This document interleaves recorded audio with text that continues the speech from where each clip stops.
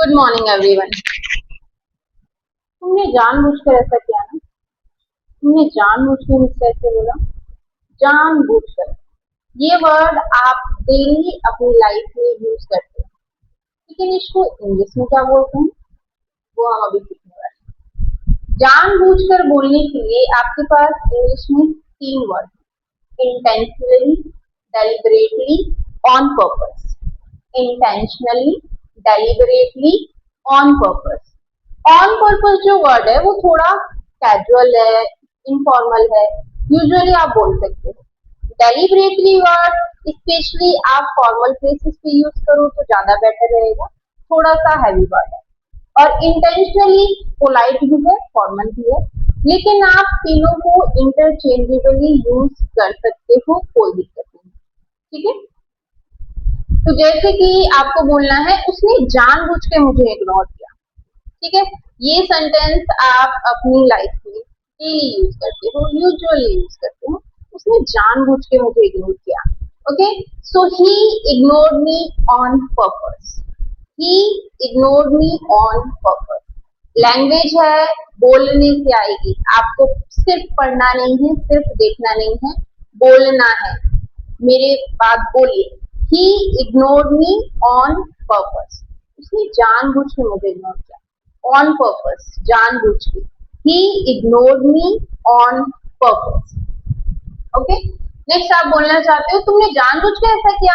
ठीक है, कई बार आपके फ्रेंड सर्कल में किसी ने जानबूझकर मैम के सामने वो बात रख दी, तो आप उसको बोल सकते हो तुमने जानबूझ के ऐसा किया। हो सकता है उसने जानबूझकर ना किया हो, लेकिन कई बार आपको ऐसा लगता है कि उसने जानबूझकर ऐसा किया। ठीक है, तो आप उससे पूछ सकते हो तुमने जानबूझकर ऐसा किया।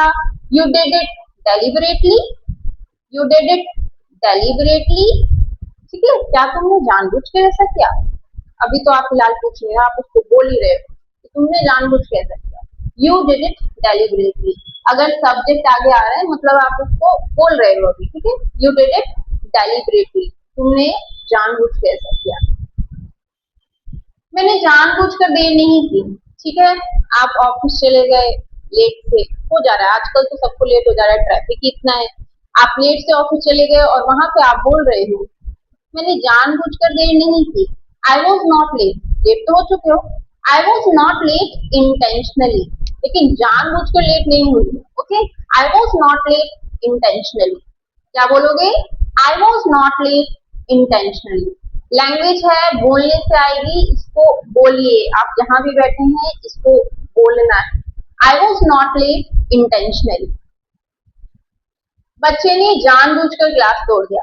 ग्लास भी ना तोड़ा हो, कोई भी चीज तोड़ी हो घर में, जरूरी नहीं है बच्चे ही तोड़े। कई बार आपसे किसी और से कुछ ना कुछ चीज टूट जाए, पेंसिल टूट जाए, पेन टूट जाए, तो आप बोल सकते हो ग्लास की जगह उस चीज को चेंज कर दीजिएगा। बच्चे की जगह जिसने तोड़ा हो उसका नाम दे दीजिएगा। The child broke the glass on the purpose. The child broke the glass on purpose. The child broke the pen, broke the spoon, broke anything. The child broke the glass on purpose. Child की जगह कोई भी हो उसका नाम आप लिख सकते हो।